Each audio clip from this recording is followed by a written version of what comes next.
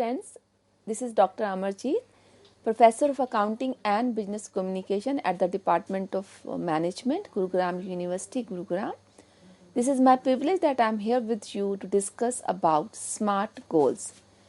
So SMART goals is a technique which is used by those people who are really interested to achieve their goals well on time, and those goals which actually are attained and are actually going to help person throughout his life, either professional or personal. So it's a goal setting technique. So there are 5 things in SMART goals. Number 1, specific. Number 2, measurable. Number 3, achievable. Number 4, relevant. And number 5, time based. So there are total 5 letters in the word SMART, right? And every letter has a specific meaning. So specific means we should have very concrete, those focused goals which we could achieve in our life. Then it should be measurable. Whatever you set in your personal or professional life as your goal to be achieved, it should be quantifiable. We should be able to quantify the outcome, the result of whatever we targeted for. And whatever you targeted for, it should actually be achievable. We should not have unrealistic goals. And the 4th is relevant. Those goals should be relevant to your long-term goals, to your career, to your personal life, to your personal growth. So whatever you are aspiring as at a bigger level, they should be relevant to that. So, and the last word T is actually time based. So we should have concrete date of starting the goal and ending the date.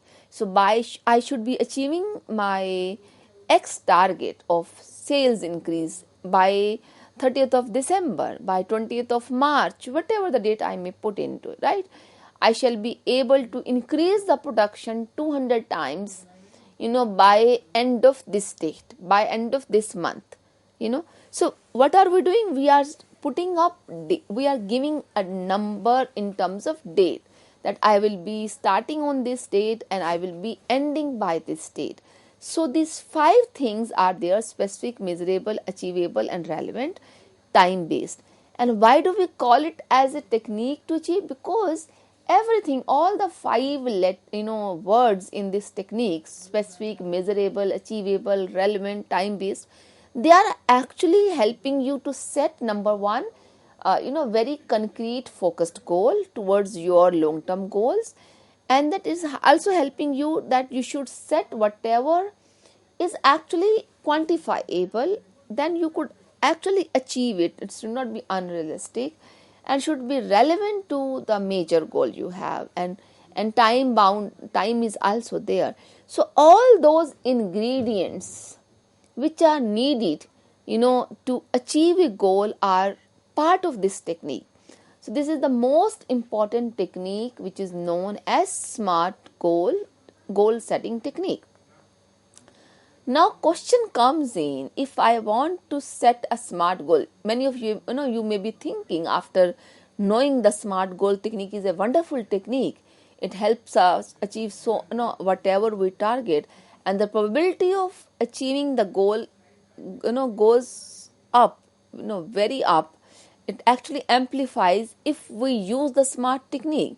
Now the question would be coming to your mind, that how can I actually create my SMART goal? So here are few tips which I am going to share, in total 12 tips, that how one can set or create SMART goals. So here we have all those SMART goals techniques. Number 1, choose goals that are important to you. Number 2, be specific. Number 3, ask yourself why. Number 4, set those goals that are measurable. So let me discuss all these points, and then we will discuss remaining 8 points.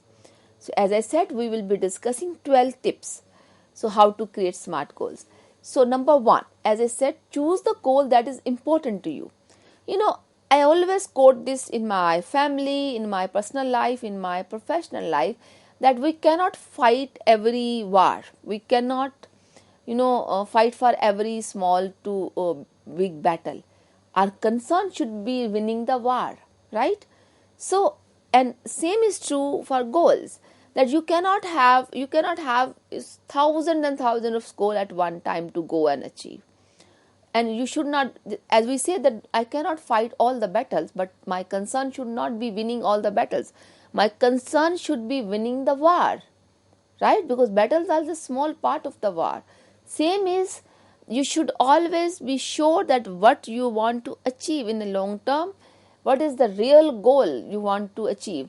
You cannot be fighting with all the teams in your work, at your workplace, correcting them all the time, and actually diverting from your goal. So you have to have a very focused approach.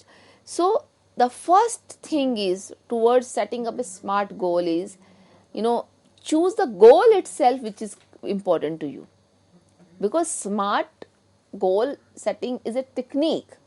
So we have a goal and we say it should be measurable, it should be attainable, it should be time bound, etc., etc.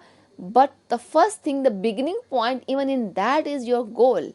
If you are not keeping your goal, or if you are not able to set the priority, so it means we should be setting the priority. So even amongst the goals you may have, I may have 10 goals to achieve. So rank them, that these are the 10 goals which I want to achieve. So which is the most important goal for your personal life, for your professional life? Let's say I want to be achieving a goal of losing weight. Now you want to lose in terms of inches or in terms of kgs, pounds. So what is more important for you? Because you want to look slim or you want to actually lose weight. There could be some medical reason that you need to lose kilos instead of inches. There could be a professional reason. You are into, let's say, you are into acting, you are into modeling. You want to lose inches, irrespective of kgs are lost or not. So your goal should be, whatever is important for you. Same is in the production. I can increase the units, I can reduce the cost. As a production manager, because my total cost can be reduced by either of the two.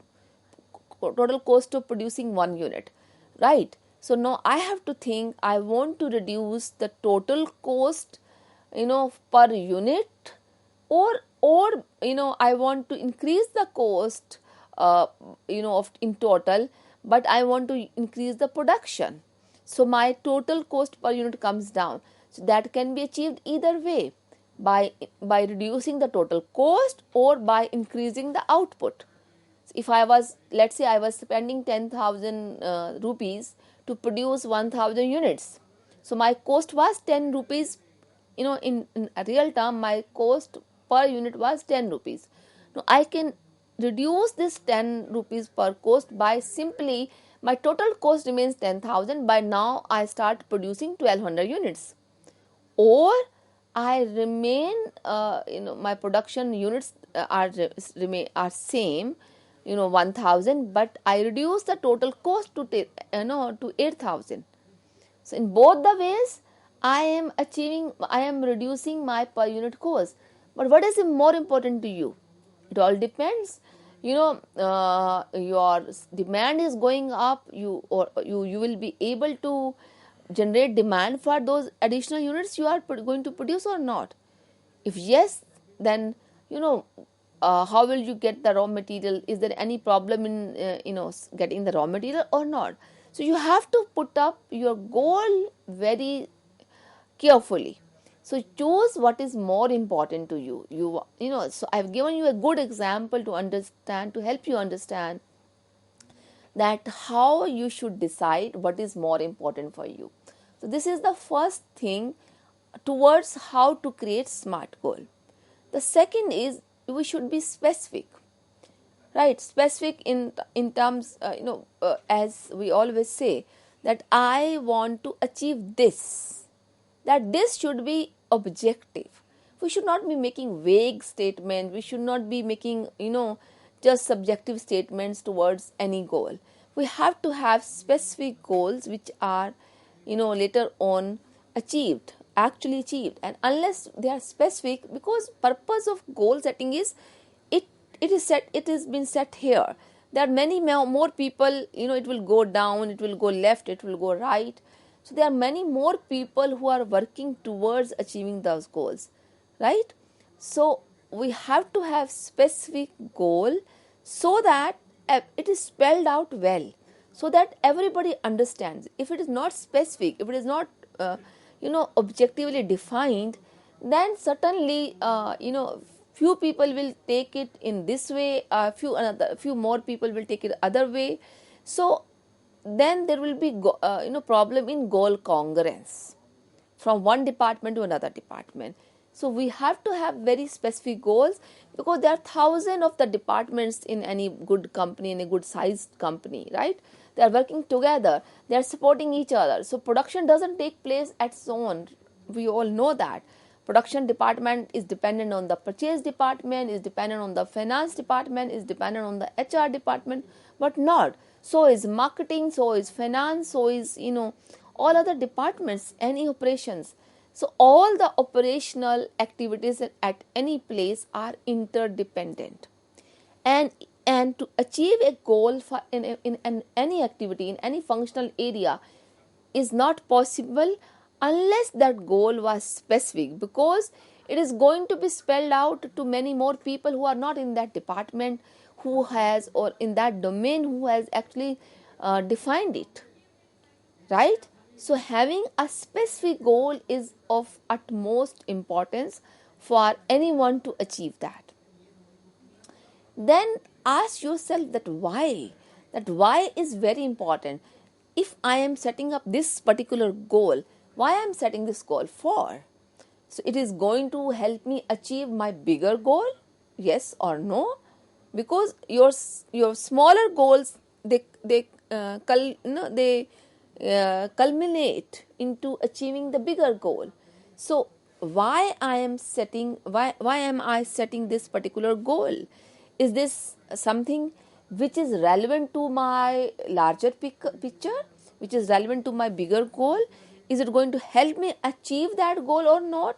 So if you will ask this why to yourself before setting the goal, you will be able to set the right goal. And then if goal is set right, if the goal in itself is right, the possibility to achieve goes higher.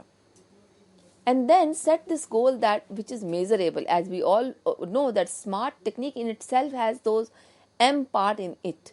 So we should actually always quantify our goal in terms of numbers, in terms of weight, in terms of volume, whatever unit of measurement we may define it in.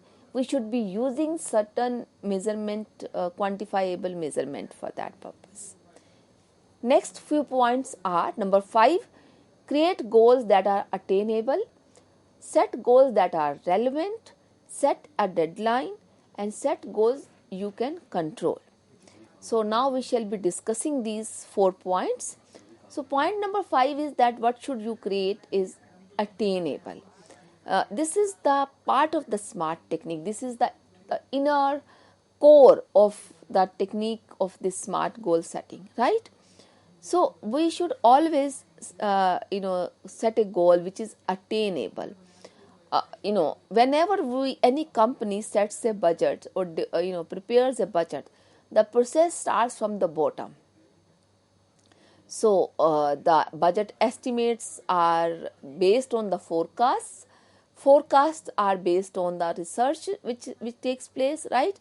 So research helps us forecasting help us defining budgets and so on, and all those budgets are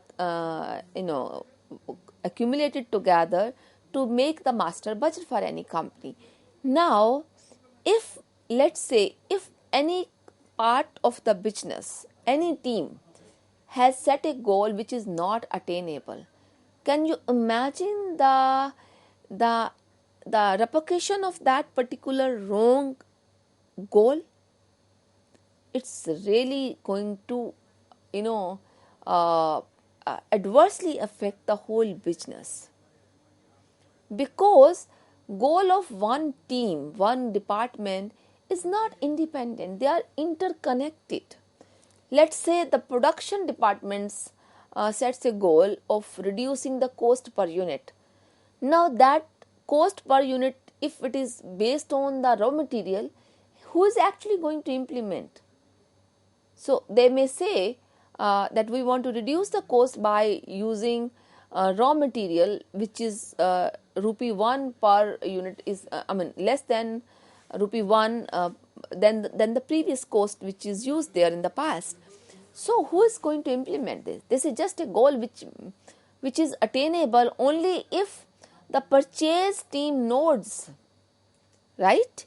So it is achievable only if purchase teams wants to actually ensure that the raw material is purchased at a lesser price than the whatever was paid in the previous month, because ultimately this goal of reducing the production cost is not dependent or is not in control of the production team. The production team can actually control the efficiency of the workers, can ensure the minimum breakdowns in the plant, can ensure the maximum utilization of the plant, can ensure many more ways of reducing the cost. But this particular goal, where the production manager has kept a goal to reduce the purchase price or the price or the cost of the raw material, which is actually the action of purchase department. No, and it is not in the control of production department. I hope you are getting my point, right? So it means my goal should be attainable, it should be under my control, it should be relevant to me. This goal this example is helping me to explain the sixth point as well, that goal should be relevant. This goal is not relevant to the production department. It doesn't come under the direct control of production department. So it becomes irrelevant for the production. So it cannot, if something is irrelevant, cannot be attained for sure. So attainable and relevant feature, they both are kind of connected to each other. So this goal becomes irrelevant to the department in this example.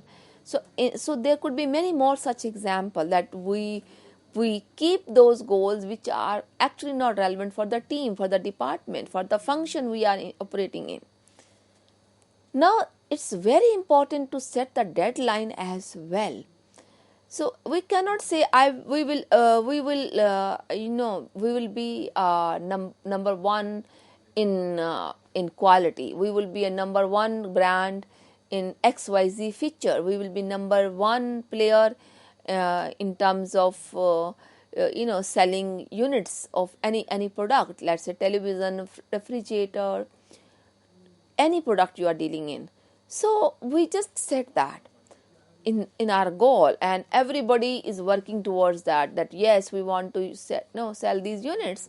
Come on, your team, ठीक है, there would be out of those 1,000 people who are working for you, few will say ठीक है, we will achieve it. कुछ पता तो है नहीं कब तक करना है, कोई deadline है. These are the statements you will get to hear from colleagues, from peers who are working around you, because this is a reality. Unless we give a deadline that by this date we should achieve, this document should be submitted, we should be preparing the project outlay, we should be submitting this document, we should be achieving this sales figure, we should be reducing the cost, whatever goal we have kept.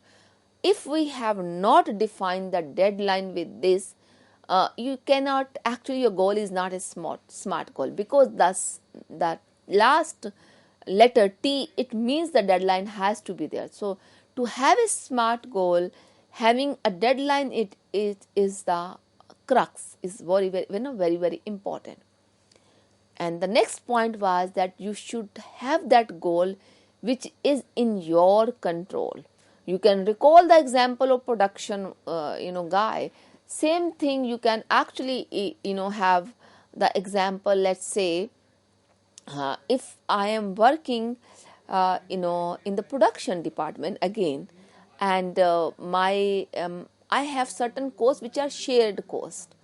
Shared cost, I hope you understand, the cost which is not, which cannot be assigned to a particular department. So most of us, if we enter in any office premises, we see security guards on the gate, right? So let's say there are 7 departments, 7 different offices or departments in one building, and there are 4 security guards on the gate, who are recording exit or an entry of vehicles, people, visitors, etc., etc. Right? So they are paid 20,000 per person, so they are paid 80,000. So this 80,000 per month means how much? For 12 months, you can make a total of this 9 lakhs 60,000 for 1 year, right? So you can actually calculate the total amount. So 80,000 and for 1 year, this is the amount you are actually spending on guard salary. Okay. So now point is, there are 7 offices. One of the gentlemen who is heading, let's say marketing activities. So he sets his target to reduce cost, and he also sets a target to reduce the shared cost, because this is a common cost. The salary of 4 guards, 80,000 per month multiplied by 12, 9,60,000 a year, is not the salary of guard which is working in that particular department, in marketing department. That guard is at the main entry, right, where they are spending their energy and time on employees, on visitors for all the 7 offices, right? So was it wise for the gentleman working in the marketing department to set a goal of reducing the common cost? No, it was not. Because this cost of common, this control of this common cost is not in the hand of guard, in the hand of marketing guy. It is, it is a shared cost. Certain part of that cost is coming to you. You may have hardly any visitor. There are many departments who have hardly any visitors, who have hardly any employee even. But even they get certain percentage of cost. That's why we have activity-based costing and many more such things to divide those overheads over different departments. That's a separate story and part of accounting. But here I am saying that we should set the goals which are under direct control of the person who is setting it. Then we have next few points, last few points. Number 9, create goals with a positive tone. Number 10, create an action plan. Number 11, focus on the process. And the last point is review and reassess your goals. So we shall be discussing these 4 points and we will be winding up after this. Number 9, create goals with positive tones. We can say that we will not do this. Instead of say that we will do this. Our target is not to achieve that. Our target is to achieve it, to reach here. So, and a positive tone. So we should have, whatever the message in our goal or whatever way we write a goal, it should give a positive tone. So because ultimately it is to be achieved by many people. There are many people in the team who are achieving it, going to achieve this, right? So if it is set in a positive tone, the likelihood to achieve that goal goes up. And then we should have a clear action plan. You are creating a SMART goal. You have not defined it, but you should have an action plan towards it. Divided into many parts. That this is the first action plan, second action plan, first part of the action, second part of the action. So we should have a clear action plan as a part of creating SMART goal. Then we should focus on the process as well, that how am I setting my goal, right? If I'm creating my goal just sitting in a boardroom and deciding on my own, no, that's not done. I should seek in suggestions from my team.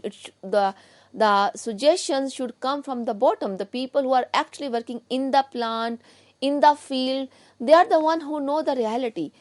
So we should always seek their input before we set our goal.